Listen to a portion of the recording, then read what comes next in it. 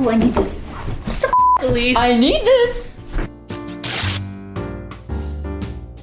There's a ton of tips and tricks I wish I'd learned years ago when I was starting out in sewing.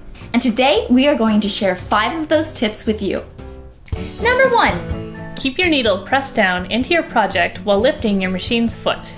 Do you ever have trouble keeping your stitch lines from moving too much when you are turning a corner on your seam or changing your thread?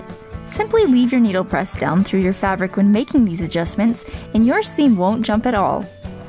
That's right, you stay right there and don't move an inch. Can I move now? Number 2. Put your cone thread in a mug or reusable cup. Buying small spools of thread is actually a huge waste of money. If you sew a lot, you will want to start buying your thread in larger cone-sized spools to save money and time. To use these spools, though, you will have to get a cone thread holder to accommodate these on your machine. If you haven't gotten out and bought yourself a cone thread stand yet, no worries. Simply find a coffee mug and place the cone thread in it so that it stays in place while you sew with it.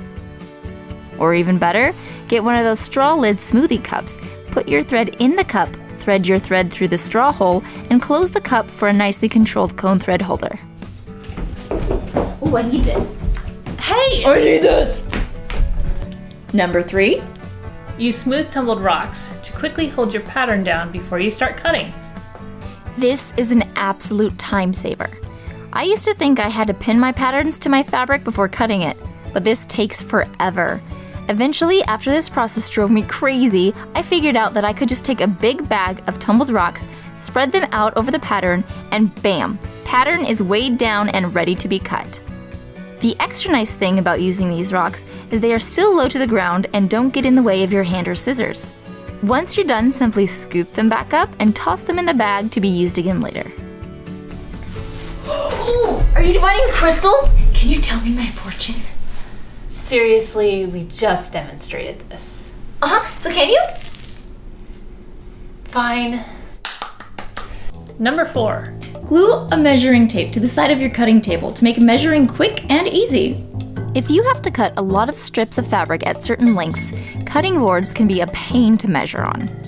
Simply take cheap measuring tape and glue it to the side of your table instead, and you have a simple and dependable way to measure your fabric.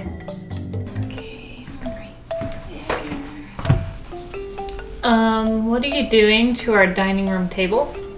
I need this. And number 5. Zigzag stitch or serge an edge before you do a roll hem.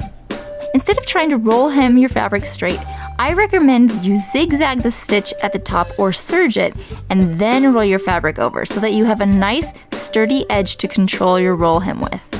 This also makes it harder for the fabric to fray while you complete your hem. Haha, I got you under control now. I'm gonna make you perfect. You're starting to scare me. Thank you again so much for watching our 5 hacks video. We'll have plenty more in the future, including projects where you can use those hacks. And don't forget to subscribe and leave a comment below for a chance to win a bag of beads. We are doing another bead bag giveaway from Temperate Sage Supplies. Each of these boxes tends to have a random supply of about 10 different varieties of often vintage beads, so these are a pretty fun grab. Just like and subscribe and leave a comment down below and you get a chance to win it. Thanks so much for watching. We'll see you next time. See you next time.